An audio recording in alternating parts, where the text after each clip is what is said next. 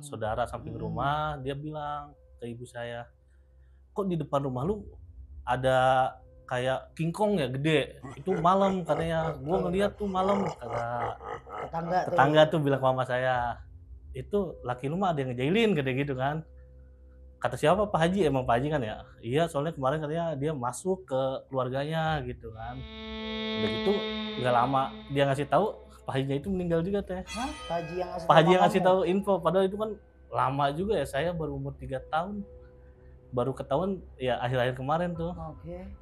Baru belum nyampe rumah ditelepon, "Mal, nggak usah kesini lagi," katanya. "Bibi udah nggak ada," "itu dua-duanya dan anaknya nggak bisa dikeluarin, Nggak bisa dikeluarin? nggak bisa dikeluarin." Disesar pun nggak bisa? Nggak bisa, makanya itu kan yang kita bingung kok nggak ada tindakan buat sesar gitu, dan kondisinya udah 8 bulan kan, Dikuburnya bareng sama bayinya di dalam sama perut? bayinya.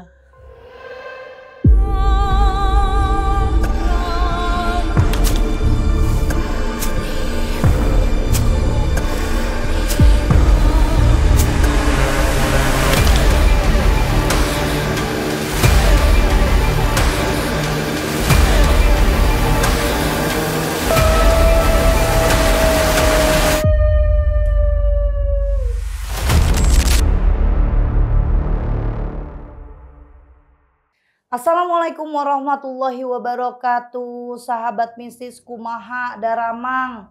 Alhamdulillah sehat terus ya. Semangat terus biar penuh keberkahan. Nah, jangan lupa nih, kan udah nontonin semua channel dan cerita saya. Kali ini subscribe deh yang belum. Di-subscribe, di-like, di-share, komen-komen deh apa kurangnya. Kasih masukan gak apa-apa atau mau jadi narasumber. Mau konsultasi sama saya suka nanya, "Teh hubunginnya kemana? Bagaimana sih caranya biar terhubung sama Teh Ria?" Di deskripsi, bingung Teh di deskripsi itu yang mana? Nah, oke, kita cantumin nih. Tolong nih ya, dicatat admin Ririn sama admin Sasi. Jadi hubungin, kalau mereka belum bales tunggu kuota antrian karena saya cuma sendirian. Saya jawabinnya atu-atu ya, mohon dimaklumin dah. Tapi yang penting kita semuanya sehat, jalin silaturahmi juga sehat, baik-baik aja. Jalin silaturahmi, panjang rezeki, panjang umur. Nah, ada siapa sih dan mau cerita apa sih kali ini narasumbernya? Kita kenalan dulu yuk. Waalaikumsalam Assalamualaikum. Teh. Panggilannya apa nih? Jamal, Jamal. Jamal, tinggal di mana, Bang Jamal? Asli Cimpaen, sekarang di Cibinong. Oh, di Cibinong. Heeh. Oke, ada yang mau diceritain tentang horor nih pasti kalau udah duduk Iya, sini. pasti. Gimana tuh cerita awalnya? Apa ceritanya? Boleh disampaikan? Jadi gini Teh, awal ceritanya tuh dari pas saya masih kecil itu kata orang tua saya bilang, "Lu mah waktu bayi aja setiap malam Jumat tuh kayak Uyut, nenek atau siapa tuh pada nginep," katanya. "Setiap malam Jumat udah pasti nangis kejer atau ada hal-hal aneh lah di rumah," gitu kan. Nah, setelah itu, di rumah itu kayak tetangga, Mhm, saudara samping mhm. rumah, dia bilang ke ibu saya, "Kok di depan rumah lu ada kayak kingkong ya gede? Itu malam," katanya. "Gua Oke, ngeliat tuh malam," kata tetangga tuh. tetangga tuh bilang ke mama saya.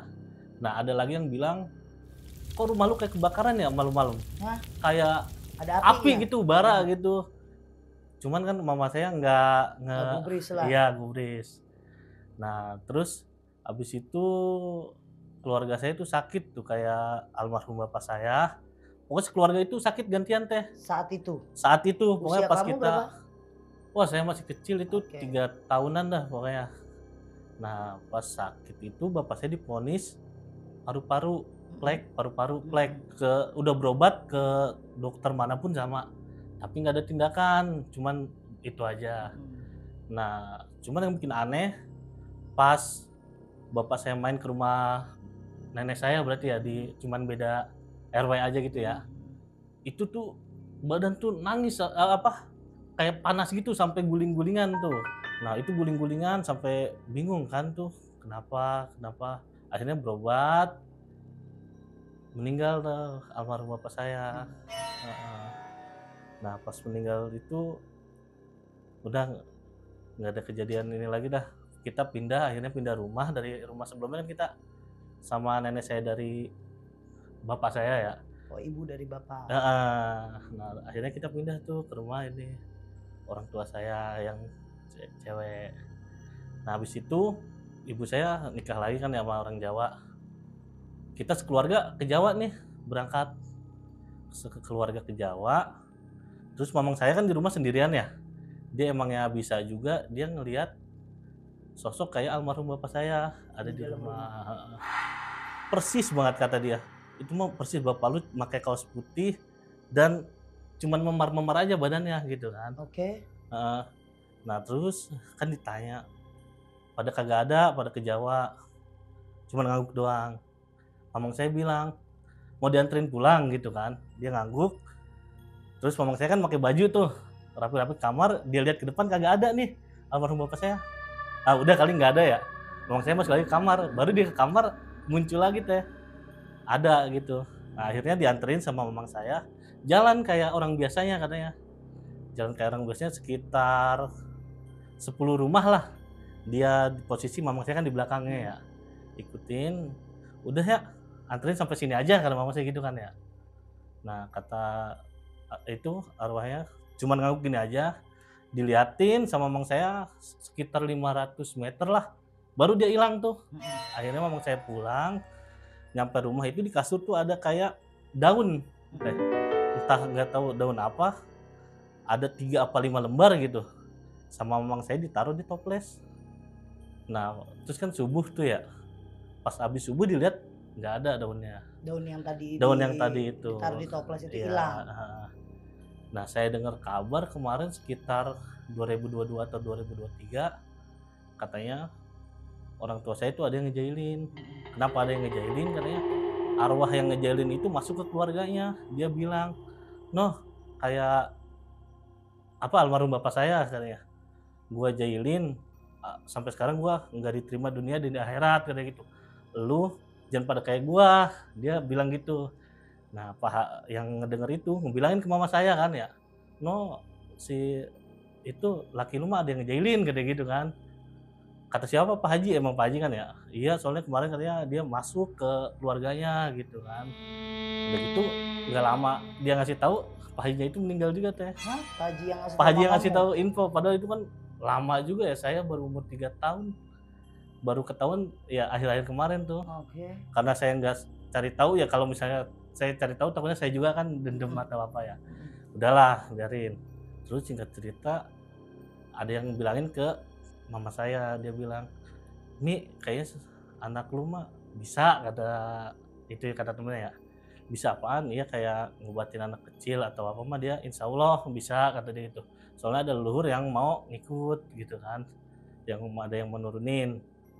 Nah terus yang bener katanya, iya cuman kudu yang ngebimbingnya kata dia gitu, kalau nggak ada yang bimbingnya nggak bisa, tapi tetap dia ikutin kan. Ya oh ya udah dah, cuman dia ngasih tahu tuh mama saya ke saya, "Mal, gini-gini nih, pokoknya lu ada yang info nih, emak ini mau nurunin ke lu, coba dah katanya di ini." Biasa. Nah iya gitu diasah. Nah terus kan sama abah saya kurang lebih 2019 atau 2020 saya diajakin jarah tuh, saya dikasih tahu nih ini mah ini pokoknya Keluarga keluarga ada silsilahnya ya. Udah tuh diajakin, terusnya saya ini apa namanya sakit teh pas COVID kemarin tuh. Nah pas sakit itu saya mimpi seharusnya lu mati gitu. Ada yang ngomong gitu kan, Tapi nggak ada wujudnya. nggak ada wujudnya, cuma ngedengar suara itu. Terus lanjut abah saya sakit, divonis sakit jantung. Oke. Pas sakit jantung itu kan berobat ke rumah sakit. Setelah berobat kurang lebih ada kali 6 bulan ya, cuman selama sakit itu nggak ada tindakan, entah mau dipasang ring atau apa, cuman kita kontrol aja teh. Belum ada lakukan tindakan besarnya ya. Iya betul. Sekitar tahun 2021 itu nyesek lagi tengah malam. Nah sebelum nyesek itu hari Jumat kakek saya itu jarah ke makam ibu bapaknya. Nah dia kan posisi lagi sakit hampir 6 bulan tuh ya. Nah terus abis jarah itu azan asar nih, biasanya kan dari sakit dia nggak pernah azan kan ya, sampai isya itu masih sholat berjamaah gitu, sampai tetangga kan nggak percaya kalau abah saya masuk rumah sakit kan malamnya. Malamnya masuk rumah sakit, kita nyari karena zaman Covid ya, rumah sakit itu pada penuh. Iya, penuh Covid ya, Iya. pasien Covid. Nah, pada penuh kan. Akhirnya saya nyari, kan kadang saya di Cibinong ya. Mhm. Jam 2 saya telepon, "Mal, coba ke sini," katanya. Soalnya udah nyari oksigen atau rumah sakit nggak ada katanya. Akhirnya tengah malam saya jam 2-an ke rumah kakek saya nih, Di daerah mana tuh? di Cipaen, cuman beda ya paling sekitar Setengah jam setengah lah. jaman lah ya. Nah, terus saya ke situ, udah kita nyari rumah sakit aja, saya muter-muter tuh rumah sakit, saya cari muter-muter. Akhirnya dapat tuh sekitar habis subuh, langsung masuk IGD. Pas masuk IGD kan saya tenang lah, udah ada tindakan ya. Nah, saya bilang ke abah saya, "Bah, tenang, nggak usah mikirin apa-apa. Yang penting sekarang mah udah dapat penanganan medis, ada dokter yang ngerti. Yang penting abah sehat lagi." Dan dia bilang, "Oh, iya dah." Dengan biasa gitu, nggak ada Gimana-gimana nggak ada ya? gimana-gimana ya, orang dengan dia suara yang biasa kan ya. Ya udah kata saya, "Bah, Jamal mau ini dulu ya, mau ngopi dulu ke depan ya, emang dari malam kan." Oh ya udah, saya ke depan, selang 10 menit atau 15 menit gitu, dapat info kalau misalnya kakek saya tuh harus di strum jantung. Nah, di strum jantung kan, nah itu saya udah ngabarin ke rumah, "Ini gimana?" Wah, udah gitu udah berat ya, udah pasti namanya di strum kan udah ikhlas dah, udah pokoknya ikhlas gimana hasilnya yang penting kita udah nyoba ya, udah ngusahain yang terbaik lah nyari ini rumah sakit. Nah, udah tuh akhirnya meninggal. Itu udah di strum jantung. Udah di strum jantung kedua kali. Udah meninggal. Udah tuh saya ngabarin infoin ke rumah. Heeh. Udah di rumah udah rame, pada nggak percaya soalnya kemarinnya kan Habis masih azan, ajaran sholat dan heeh. ada itu jarak ke makam ibu bapaknya juga kan. Kemarin masih gagah. Iya, makanya saya juga udah akhirnya udah tuh dimakamin, udah segala macem, tahlil biasa. Nah, setelah tahlil 7 hari ya, nenek saya kan biasa, kakek saya kan jualan sayur ya. Nah, buka sayurnya di rumah tuh. Mhm. Buka lagi di rumah, alhamdulillah rame kayak biasa. Nah, sebelum 40 hari, bibi saya sakit juga. Nah, itu mendadak sakitnya. Sama kayak kakek. Sama, kan kalau kakek kan dia penyumbatan jantung. Mhm. Kalau almarhum bibi saya itu pembengkakan jantung. Oke. Nah, padahal sebelum itu nggak ada histori riwayat Mhm. kalau dia ada penyakit jantung gitu teh. Ya, masa kalau dari awal udah dapat histori kan kita nggak kaget lah. Nah, itu, dan posisinya lagi hamil 8 bulan. Selama pemeriksaan nggak ada juga? Nggak ada, padahal kemarin pas sebelum ke rumah sakit itu berapa hari yang lalu dia habis USG normal, nggak ada kendala apa-apa. Terus dibawa ke rumah sakit, diinfus, dirawat. Berapa hari dokter bilang, "Ini bayinya udah nggak bisa ditolong," katanya gitu. Cuman posisinya si dokter itu bilangnya di depan bibi saya. Jadi shock lah. Shock dia, ya shock. Bibi saya kan langsung tuh nggak sadarin diri. Terus gimana dok, penanganannya gini? Cuman belum separah yang langsung masuk ICU ya, masih di IGD tuh. Ya tungguin aja, soalnya kan dia anak satu keduanya normal. Saya kasih induksi, mudah-mudahan ini bisa keluar kata gitu. Nggak ada dong, makin ngedrop kan bibi saya masuk ruang ICU. Nah, ICU itu di ruang ICU udah napas juga udah dipompa pakai manual gitu. Ya buat membantu kan ya. Tapi si anak udah dikeluarin? Belum. Oh, belum. Masih di dalam. Nah, terus kan posisi suaminya kan lagi kerja di luar kota ya, dia kan pemetaan wilayah atau apa gitu, nggak bisa langsung pulang. Dan di video call kan, "Bang, ini bibi udah begini," gitu. Dia masih belum ikhlas dong. "Ayo mah, kuat." Dia pokoknya nyemangatin, padahal udah mata juga yang hitamnya udah nggak Iya. kelihatan gitu ya. Nah, sampai perawat yang bilang, "Mas, ini kayaknya udah nggak bisa ditolong," katanya. Dua-duanya tuh anak Dua-duanya, iya. "Coba kabarin keluarganya masih ada yang ganjel gak? Ini kayak masih ada yang ganjel," kata dia gitu kan. Saya telepon lagi, "Bang, maaf bukannya gimana ya, ini udah kudu ikhlas bang, kesian," gitu kan, di rumah sakit gitu. Akhirnya dia, "Coba bang tuntun," gitu. Akhirnya dia ngucap tuh, "Iya udah ikhlas, dituntun lah pokoknya sadar atau apa." Nah udah kan saya udah nggak tega juga ya, akhirnya saya gantian kan, saya keluar. Cuman saya feeling saya nih, saya keluar kayak almarhum abah saya nih. Nggak lama itu saya pulang, baru belum nyampe rumah ditelepon, "Mal, nggak usah kesini lagi," katanya. "Bibi udah nggak ada," katanya. Itu dua-duanya dan anaknya nggak bisa dikeluarin. Nggak bisa dikeluarin? Nggak bisa dikeluarin. Disesar pun nggak bisa? Nggak bisa, makanya itu kan yang kita bingung kok nggak ada tindakan buat sesar gitu. Dan kondisinya udah 8 bulan kan.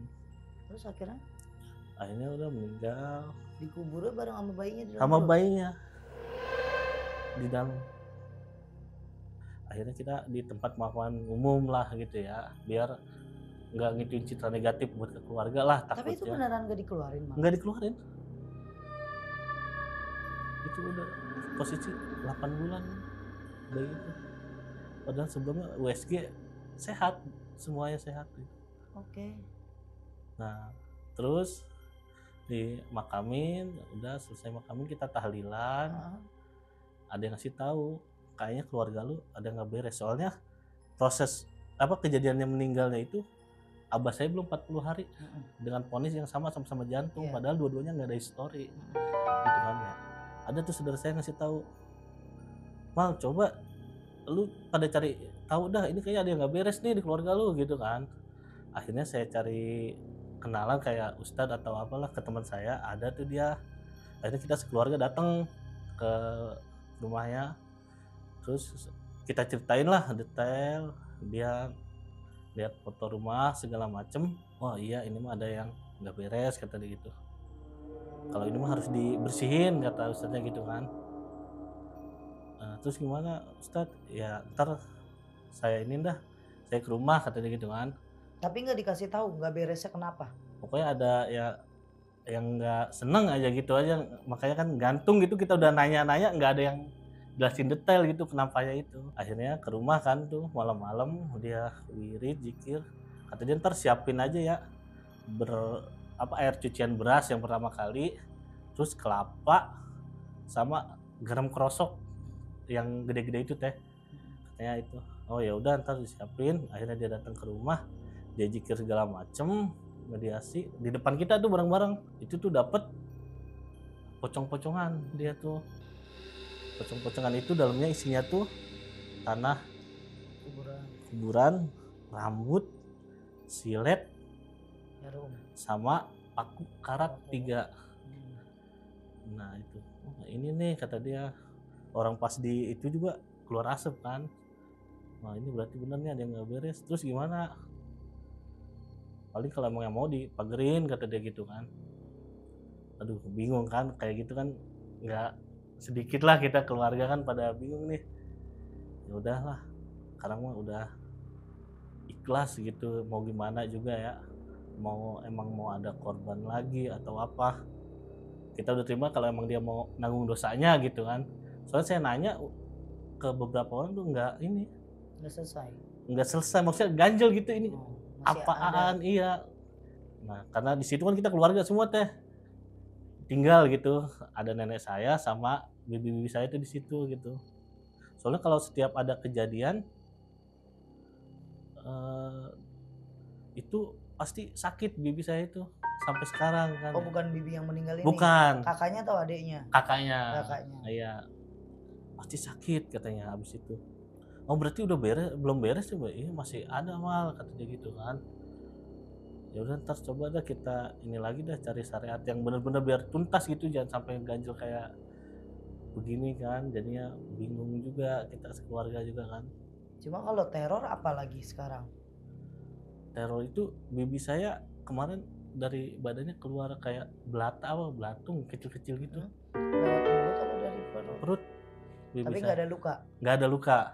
Katanya, "Ada gak Bi pernah?" "Nggak ada Mal," kata dia gitu.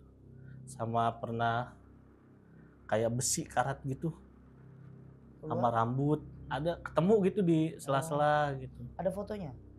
Itu dia nggak pada ke foto, saking Takutnya? takut gitu, takutnya kita simpen kan atau apa kan takut. Itu rambut sama itu di mana? Di rumahmu, rumah bibimu Di apa? rumah bibi itu yang sekarang ditempatin sama nenek saya sama keluarga dari mama saya gitu. Tapi kamu nggak tinggal di situ? Nggak di situ. Oke. Berarti masih sampai sekarang dapet teror ya? Masih ada. Terus kalau di keluarga kecilmu? Kalau di keluarga kecil saya paling pas awal saya nikah kan 2019 ya Teh ya. Nah pas saya nikah di 2019 itu ya biasalah kita ini, saya sempat keguguran 2 kali. Dan itu tanpa sebab, kita dua-duanya tuh habis periksa ke bidan dua-duanya. Nah kalau yang pertama itu umur 10 minggu, yang kedua itu 4 bulan. Kita habis kontrol ke bidan, kita adain acara tasakuran 4 bulanan, hari Minggu tuh acara, hari Selasanya itu keguguran. Tapi sekarang udah punya anak? Itu yang kemarin kita ketemu di itu. Berarti udah dapat rezeki Alhamdulillah, lagi kan? iya. 2 kali keguguran. 2 kali keguguran. Ada lagi keanehannya? Nah, paling sekarang nih kan saya punya mertua ya Teh ya. Dia sakit-sakitan dan divonis sama dokter jantung juga Teh. Cuman udah hampir 1 tahun lebih kita berobat ya ke medis. Nah itu setiap mau tindakan tuh ada aja Teh halangannya yang bikin nggak jadi untuk tindakan. Nah saya tanya kan ke istri saya, emang kenapa ini, maksudnya kayak ada yang ganjel gitu perasaan saya atau gimana. Dulunya itu orang tuanya itu guru silat kata dia. Takut, oh apa mungkin kali ya dari ada yang menurun cuman kagak ada yang bisa. Jadi setiap kita mau tindakan apa itu ada aja halangannya nggak jadi. Berarti masih ada aja hal-hal yang halangin. Iya. Oke. Berarti kalau kali ini narsum kita atau narasumber kita agak berbeda juga nih ceritanya. Kamu sama ada beberapa lah narsum yang menceritakan masih dirasakan. Kan biasanya orang zaman dulu atau enggak pernah merasakan, kalau kamu kan masih dirasakan. Nanti biar di balik kamera aku bantu sedikit untuk ada amalannya, atau yang untuk yang ngerasa sakit minum apa gitu.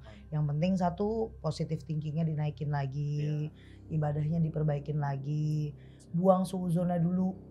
Kita anggap ini semua ujian dari Tuhan. Kita anggap ini semua Allah yang kasih, bukan dikerjain orang. Karena kalau kita semakin yakin ini dikerjain orang, pikiran kita kekuras, ada kita yang kelempar sakit.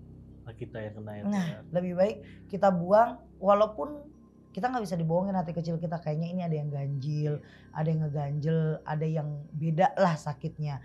Tapi setidaknya pikiran positif kita itu harus mengeluarkan energi yang baik juga buat diri kita. Jadi buat Jamal sama keluarganya harus tetap sehat, harus tetap ibadahnya dinaikin lagi. Nanti boleh dibantu untuk mertuanya atau bibi kamu kalau mulai ngerasa nggak enak, saya nanti kasih tahu apa aja. Nanti dikasih tahu juga sama Ririn sama Uci buat apa sih minumannya, terus apa yang harus tebar, apa yang dibaca gitu. Nanti diajarin kayak gimana, diingetin. Oke? Iya Teh. Ada lagi yang mau diceritain? Paling itu sih udah Teh. Berarti sampai sekarang masih ada teror ya? Masih. Oh iya, sama ini Teh, buat ke diri saya. Kan yang katanya kemarin teman mama saya itu ada leluhur yang mau ikut itu. Saya ngerasain ada, cuman saya nggak bisa kondisiin gitu Teh. Nggak bisa, gimana caranya ngelakuin? Nah, tahu buat itu. Lakuin apa yang kamu bisa selagi itu manfaat. Lakuin apa yang kamu mampu kalau kamu bisa lakuin. Kalau nggak bisa, jangan paksain. Gitu ya. Tambah lagi kayak saya mau nyari guru. Kalau ketemu yang pas ya. Kalau ketemunya iya saya bisa, kamu ada leluhur bla bla bla bla, nanti diajarinnya sesat. Malah melenceng. Nah, lebih baik kalau memang kita bisa, kita ngerasa emang ada yang ngikutin atau ada yang bisa ngebantu kita, ambil air putih, pegang anaknya atau pegang orangnya, dari benar-benar dari dalam hati kita minta, ya Allah kasih saya mukjizat karomah berkahmu ya Allah. Kalau memang air ini menjadi mustika kesembuhan, ini pengganti tangan saya, ini pengganti tanganmu, dan lewat tangan saya bisa membantu banyak orang, tolong ya Allah. Jadi kita minta aja. Kan mintanya sama yang di atas. Langsung. Ya kan? Nah buat sahabat Messi semuanya udah dengar cerita dari Jamal. Jadi ada beberapa teror, tapi di sini kita harus garis bawahi, Jamal sendiri pun belum tahu ini tuh teror benar-benar dikerjain orang, alih-alih santet ilmu hitam dunia lain, guna-guna atau apapun itu, atau memang sakit. Jamal pun belum nemuin jawaban yang pasti karena setiap tanya ke spiritual atau kiai ustadz masih dapat digantung, masih apa ya, masih digantung belum dapat jawaban yang puas gitu ya Jamal. Kita doakan semoga Jamal sama keluarga biar diberikan kesehatan, keberkahannya dunia akhirat. Semoga keluarga-keluarganya yang udah duluan ketemu sama Allah dipanggil duluan biar dapat tempat yang paling indah di sana, di deretan orang-orang muslim dan muslimat, orang soleh soleha. Amin. Nah buat kita semuanya yang nonton acara ini kita ambil hikmah dan yang baik-baiknya, yang positif-positifnya, yang negatifnya buang aja itu mah punya setan. Jadi siapapun yang mau jadi narasumberku, mau konsultasi, balik lagi ke awal. Lihat deskripsi ada nomor telepon admin Ririn, ada nomor telepon admin Sasi, langsung di chat. Tunggu antrian atau kuota pasti langsung dibalas. Oke, terima kasih buat sahabat misi semuanya. Mohon maaf juga Jamal kalau ada salah-salah kata. Assalamualaikum warahmatullahi wabarakatuh.